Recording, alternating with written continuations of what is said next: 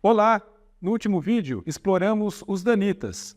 Analisamos a sua organização, juramentos e como Joseph Smith tinha influência nessa milícia, a ponto de influenciá-los a dar punições físicas e até mesmo ordenar a morte desses dissidentes. Neste vídeo, analisaremos o julgamento de alguns desses dissidentes pelo Tribunal da Igreja, questionando se o mesmo critério aplicado a esses dissidentes no tribunal poderia também se aplicar ao próprio Joseph. Além disso, analisaremos uma afirmação da Igreja a respeito da cirurgia na infância de Joseph. No site oficial da Igreja, na seção de História da Igreja, relata o seguinte: o relato da cirurgia feito por Lucy Mack Smith atrai interesse, pois é uma das poucas histórias da infância de Joseph Smith, escrito aproximadamente 3 décadas depois. O relato enfatiza a recusa de Joseph de tomar licor para aliviar a dor, provavelmente por Lucy ter abraçado os ideais do movimento de moderação contra o álcool nos Estados Unidos. Além disso, o relato destaca o trauma pelo qual passou enquanto o filho sofria durante a operação potencialmente fatal. A Igreja destaca em diversos livros de sua história o relato de Lucy Mack Smith em relação à recusa de Joseph Smith pelo álcool, induzindo o leitor a crer que, desde sua infância, Joseph Smith já tinha uma certa repulsa ao álcool. Analisaremos se essa narrativa é uma manipulação para criar um sentimento artificialmente bom entre os membros ou reflete realmente uma verdade sobre a natureza de Joseph Smith recusar o álcool. Vamos explorar essas questões no vídeo de hoje. Vamos lá?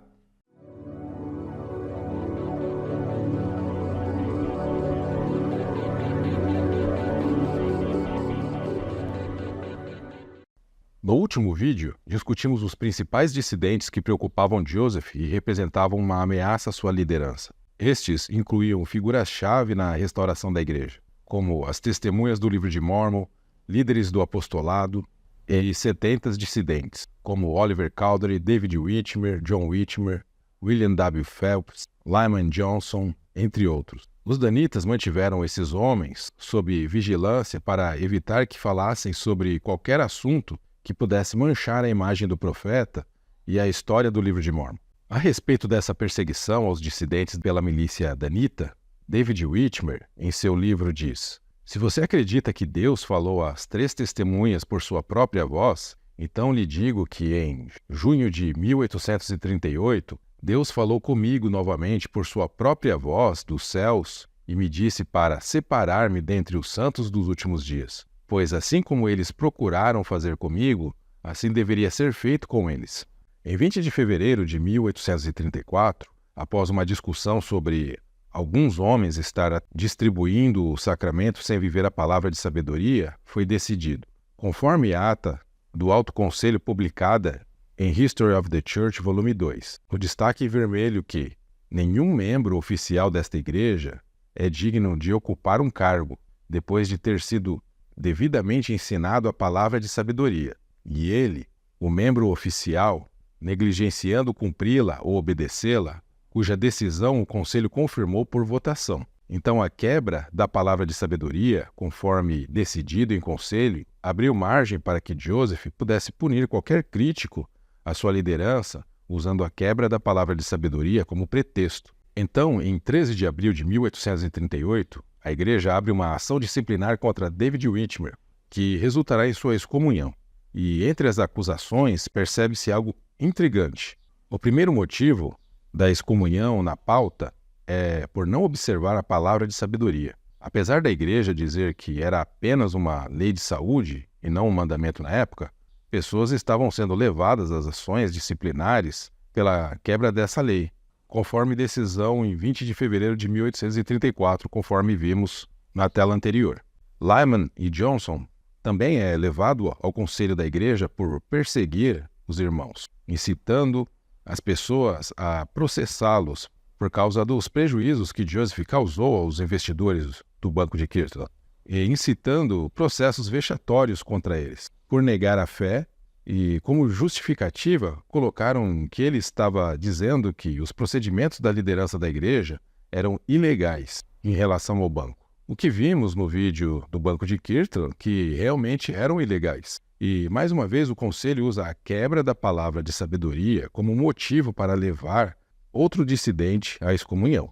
Ocorre que essas pessoas que estavam sendo levadas ao tribunal pela quebra da palavra de sabedoria não tinham poder para reivindicar que Joseph também quebrava a palavra de sabedoria e não deveria ser digno de ocupar um cargo de liderança dentro da igreja.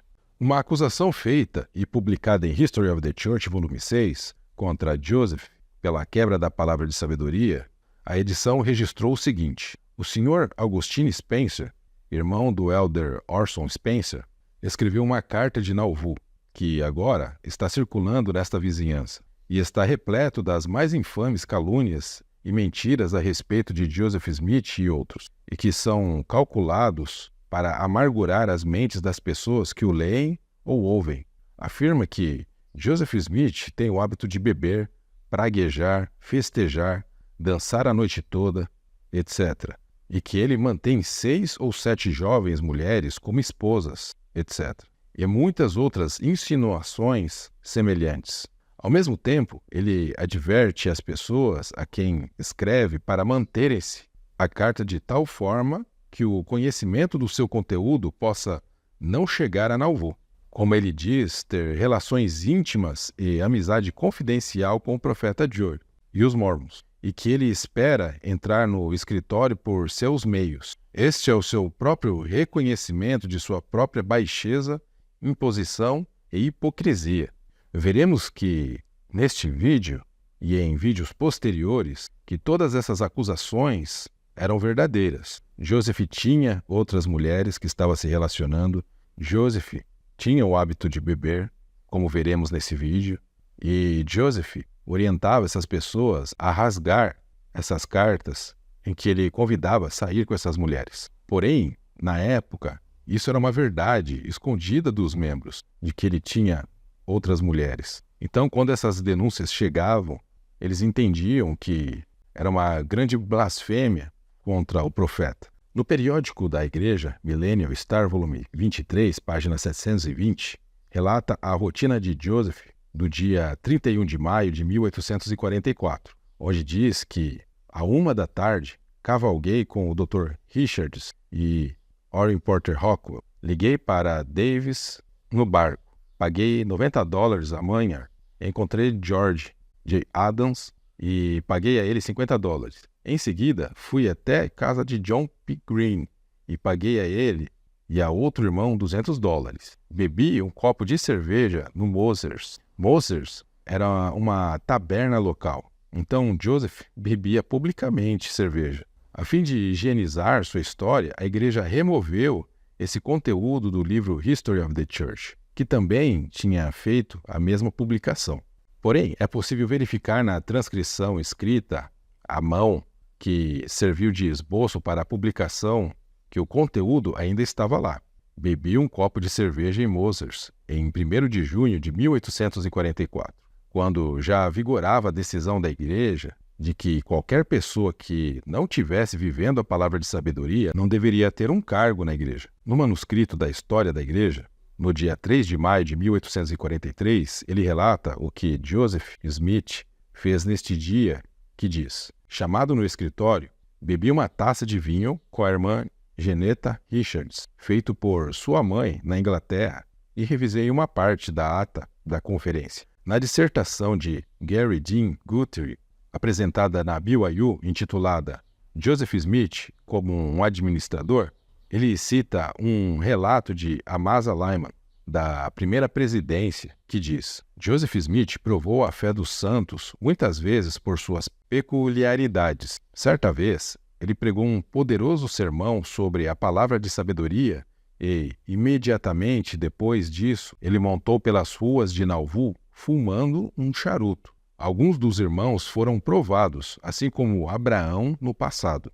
Isso também está registrado no diário de Abraham H. Cannon, que era membro do Quórum dos 12 Apóstolos. Enquanto Jesus Cristo ensinava pelo exemplo, Joseph encontrou um jeito diferente de ensinar os membros, pelo mau exemplo. E qualquer erro que Joseph viesse a cometer, Deus o justificaria usando a própria boca de Joseph, como o adultério entre ele e Fanny Alger, que veremos futuramente. No livro The City of the Mormons, que pode ser encontrado na biblioteca digital da Universidade de Brigham Young, usado como objeto de estudo no Instituto Neal Maxwell, relata um outro momento de embriaguez do profeta. Em setembro de 1841, o profeta, estando em Montrose, embriagou-se nesta loja.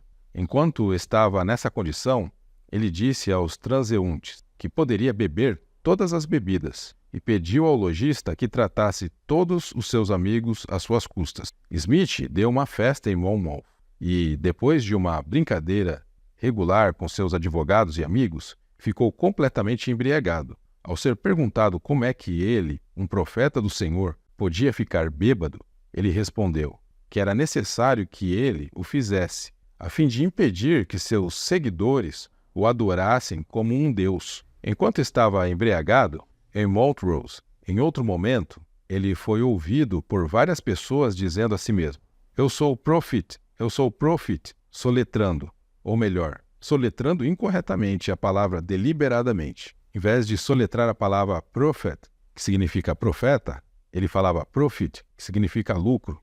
Eu sou o lucro. Então, foi dito que Joseph pagou a conta para todos na taverna. Em 10 de junho de 1841, no periódico The Millennial Star, volume 18, Joseph declarou que sua conta na taverna em Monmouth ficou em $160. Joseph disse: quando pedi a conta na taverna, o sujeito inconsciente respondeu: apenas $160. Monmouth é uma cidade que fica em torno de 1 hora de carro de Nauvoo. Na história oficial da igreja, em History of the Church, volume 4, a palavra taverna foi retirada, dando a entender que poderia ser qualquer tipo de conta. Só para lembrar que $160 naquela época era muito dinheiro. Em outro trecho, o reverendo Henry Caswell retrata o seguinte acontecimento. Cerca de 2 anos depois, numa convenção política realizada em Nauvoo, o profeta ficou embriagado e foi levado para casa por seu irmão Hiram. No domingo seguinte, ele reconheceu o fato em público. Ele disse que foi tentado e bebeu demais, mas que ele cedeu à tentação pela seguinte razão: vários dos elders se embriagaram e nunca se confessaram, mas ele desejava ficar bêbado e confessar isso, a fim de dar um bom exemplo aos mais velhos. Estes maus exemplos resultaram no afastamento de diversas pessoas. Em Journal of Discourses, Brigham Young relata o caso de uma família que recebeu o convite do profeta Joseph para se hospedar em sua mansão. Ele diz: uma certa família, depois de uma longa viagem, chegou a Kirtle e o profeta pediu-lhes que parassem em sua casa até que encontrassem um lugar. Irmã Emma, enquanto isso, perguntou à velha senhora se ela queria uma xícara de chá para se refrescar depois das fadigas da viagem ou uma xícara de café. Toda essa família apostatou porque foi convidada a tomar uma xícara de café, após a revelação da palavra de sabedoria. Vale ressaltar que qualquer bebida quente, como chocolate quente, sopas quentes e qualquer tipo de chá, e não só o chá preto, eram contra a palavra de sabedoria. Neste caso, parece que Emma ofereceu um tipo de chá gelado, já que no relato diz que o chá era para refrescar. Então eu acredito que o problema não estava no chá, mas o que motivou a família a se afastar foi o café nesta situação. Em Joseph Smith Papers, encontramos a ata do conselho disciplinar feito ao elder Almond Babi, que eram 70. Mais uma vez, a primeira pauta da acusação é a quebra da palavra de sabedoria. Interessante é que, quando o elder Babi é chamado para prestar sua defesa, ele diz o que o motivou a quebrar a palavra de sabedoria. Ele disse que tomou a liberdade de quebrar a palavra de sabedoria devido ao exemplo do presidente Joseph Smith Jr. e outros, mas reconheceu que estava errado. Esse mesmo conselho disciplinar foi registrado no livro History of the Church, como podemos ver. Os membros na época eram tão acostumados a verem um profeta como uma pessoa que vivia o estado de exceção que era normal esse tipo de publicação nos livros. Com o tempo, a igreja foi higienizando sua história e apresentando apenas os fatos que promovem a fé dos membros. Em History of the Church, evidencia que até o dia da morte de Joseph na cadeia de Carthage, ele morreu sem viver a palavra de sabedoria revelada por ele mesmo. Na transcrição do dia em que morreu, diz que às 5 da tarde, Joseph deu ao Dr. Richards $2 para dar ao guarda. mas o guarda disse que bastava um e não queria mais. O guarda imediatamente mandou buscar uma garrafa de vinho, cachimbos e 2 papéis de tabaco. E um dos guardas os trouxe para a prisão logo depois que o carcereiro saiu. O Dr. Richards destampou a garrafa e deu um pouco a Joseph, que experimentou, como também ao irmão Taylor e ao médico. E a garrafa foi, então, entregue ao guarda que saiu. Em seu diário, Joseph descreve como foi a sessão dedicatória do templo de Kirtland. Ele diz: até quase 19 horas, o pão e o vinho foi então trazido e observei que havíamos jejuado o dia todo. E para que não desmaiemos, como o Salvador fez, assim faremos nesta ocasião. Abençoaremos o pão e o daremos aos 12 e eles à multidão. Após o que abençoaremos o vinho e faremos o mesmo. As sessões do templo, naquela época, duravam o dia inteiro, em torno de 12 horas, bem diferente dos dias atuais, que não chega a 2 horas. Então, os membros foram para o templo em jejum e passaram o dia todo em jejum sem comer. Então, Joseph dá o exemplo do Salvador, onde ele diz no diário: o que o Salvador fez foi alimentar as pessoas famintas. E Joseph alimentou as pessoas com o pão e o vinho sacramental. É óbvio que muitos tiveram alucinações com o estômago vazio e se saciando com o vinho e pão. Porém, essas alucinações foram, com o tempo, trocadas por termos como visões que tiveram. Na publicação do jornal The Salt Lake Daily Tribune, Benjamin Winchester relata como foi a experiência que viveu na dedicação do templo. Quando voltei para Kirtland, o templo estava quase pronto e, durante aquele inverno, 1875 e 1876, ocorreu sua dedicação. Essa cerimônia terminou com uma bebedeira, uma das piores que já vi. Joseph Smith tornou-se bastante intoxicado, bêbado, e seu pai e irmão Hiram imploraram que o vinho fosse retirado, para que a farra pudesse ser interrompida o mais rápido possível. Eu não sabia que Joseph era o que se chama de bêbado habitual, mas não foi a última vez que o vi embriagado. William Harris dá mais detalhes desse evento dizendo: eles passaram o dia jejuando e orando, lavando e perfumando o corpo. Eles também lavaram os pés e ungiram as cabeças, com o que chamaram de óleo sagrado, e proferiram bênçãos. À noite, eles se reuniram para o endowment. O jejum foi então quebrado, comendo pão de trigo leve e bebendo tanto vinho quanto achassem adequado. Smith sabia bem como infundir o espírito que esperavam receber. Então ele encorajou os membros a beberem livremente, dizendo-lhes que o vinho era consagrado e não os embriagaria. Lembram que no diário de Joseph ele disse que faria igual Jesus Cristo fez? Como se pode supor, eles beberam até o fim. Depois disso, começaram a profetizar, pronunciando bênçãos sobre seus amigos e maldições sobre seus inimigos. Ainda sobre o tempo de Kirtland, Werner, no livro Brigham Young, relata: as mulheres não foram admitidas no templo enquanto a lavagem e a unção estavam acontecendo. E uma das testemunhas oculares relatou que isso as deixou muito irritadas. Elas consideram que tinham motivos para ficarem irritadas, além de sua exclusão, pois disse que muitos dos elders ficaram excessivamente bêbados naquela noite com a bebida sacramental. E disse que o profeta precisou de bastante apoio antes de poder enfrentar sua esposa Emma. David Whitmer testemunhou que viu anjos presentes na dedicação, mas outros testemunharam que todos estavam bêbados o suficiente para ver qualquer coisa. Joseph Smith disse mais tarde que Jesus esteve presente nas cerimônias. Uma outra fonte disse que ouviu de seu irmão, Asen Aldrich, que era presidente do Quórum dos 70 na época, o seguinte: ouvi muitos mormons que compareceram à dedicação ou investidura do templo de Kirtland dizerem que muitos ficaram bêbados. Joseph Smith e Hiram vomitaram no púlpito, outros vomitaram nos bancos. Sidney Rigdon também acusou Martin Harris de ter contado sobre Joseph ter bebido durante a tradução do livro de Mormon. O trecho em Joseph Smith Papers diz: o caso do irmão Martin Harris, contra quem certas acusações foram proferidas pelo irmão Sidney Rigdon. Uma foi que ele disse ao Alfeu C. Russell que Joseph bebeu muita bebida alcoólica quando estava traduzindo o livro de Mormon, e que lutou com muitos homens e os jogou, etc. Outra acusação foi que ele se exaltava acima do irmão Joseph. Nisso, ele disse que o irmão Joseph não conhecia o conteúdo do livro de Mórmon até que ele foi traduzido, mas que ele mesmo sabia tudo sobre isso antes de ser traduzido. Essa acusação de Joseph estar embriagado durante a tradução do livro de Mórmon também é afirmado por Levi Lewis, que era primo de Emma Smith.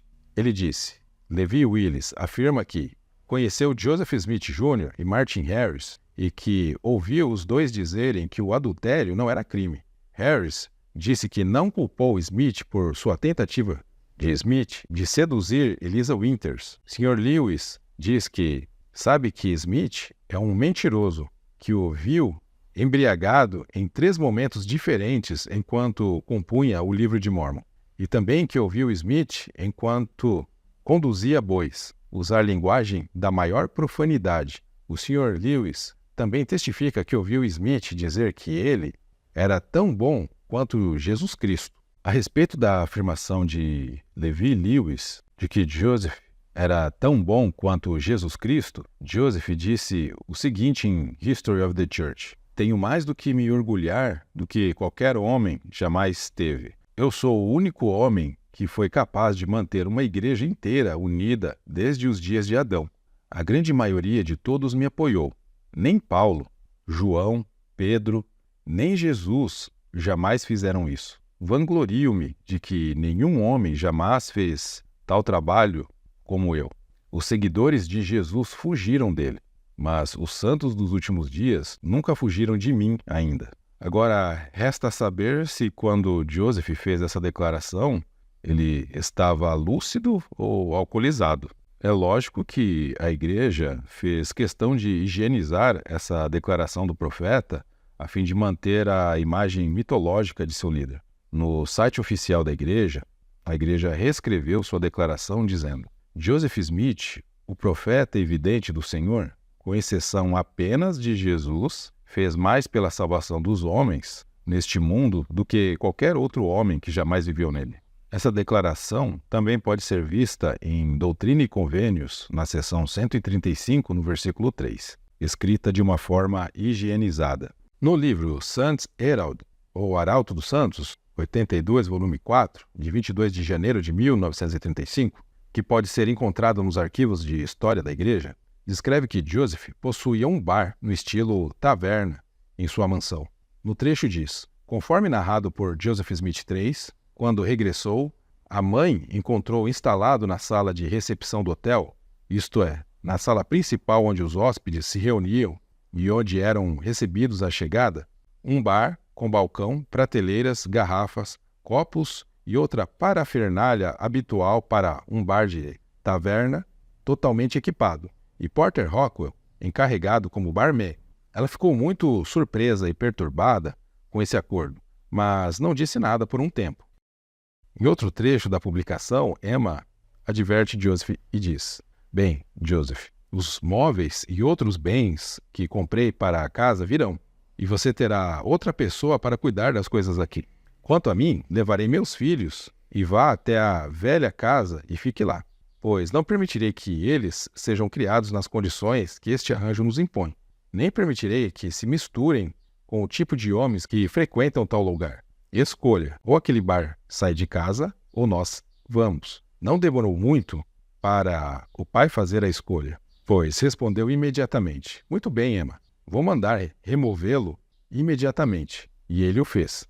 Barton Stafford, um vizinho de Joseph Smith em Manchester, em uma declaração juramentada ao juiz Tosby Baldwin, do Tribunal do Condado de Wayne, deu o seguinte testemunho. Sendo chamado a dar uma declaração sobre o caráter da família de Joseph Smith Sr., até onde sei, posso afirmar que os conheci em 1820 até 1831, quando deixaram esta vizinhança. Joseph Smith Sr. era um bêbado notável, e a maior parte da família seguiu seu exemplo, especialmente Joseph Jr., que era muito viciado em intemperança. Em suma, nenhum membro da família tinha o menor direito à respeitabilidade. Mesmo tendo professado ter sido inspirado pelo Senhor para traduzir o livro de Mórmon, um dia, enquanto trabalhava no campo de meu pai, ficou bastante bêbado com uma composição de cidra, melaço e água. Encontrando forças para se levantar, ele se apoiou na cerca e ficou pendurado por algum tempo. Por fim, recuperando-se novamente, ele começou a brigar com um dos trabalhadores, que quase lhe arrancou a camisa. Sua esposa, que estava em nossa casa para uma visita, pareceu muito triste com sua conduta e, para proteger suas costas dos raios do sol e esconder sua nudez, jogou o chalé sobre seus ombros e, nessa situação, acompanhou o profeta para casa. Como prova da sua piedade e devoção, quando embriagado, ele frequentemente fazia da sua religião o tema das conversas. Sobre o uso de cidra, o livro de registros mostra a cidra comprada por Joseph Smith Sr., que Joseph Smith Jr. também fez uso. Diz Joseph e Hiram Smith para 3 barris de cidra a 9 por barril, 1º de maio de 1827. No segundo registro diz: 1º de setembro, 2 barris de cidra entregues a Joseph e Hiram Smith, a 9 por barril, $2,25. Em 13 de maio, Joseph e Harrison Smith para 3 barris de cidra, o licor por $3,38. Junho, dia 20, Joseph e Harrison Smith para o licor de 3 barris de cidra a 9 por barril, $3,38. Confirmando a acusação feita por seu vizinho Barton Stafford. Wilhelm Ritter relata o seguinte depoimento em seu livro: Senhora P., uma boa quantidade de uísque foi consumida em Nauvoo.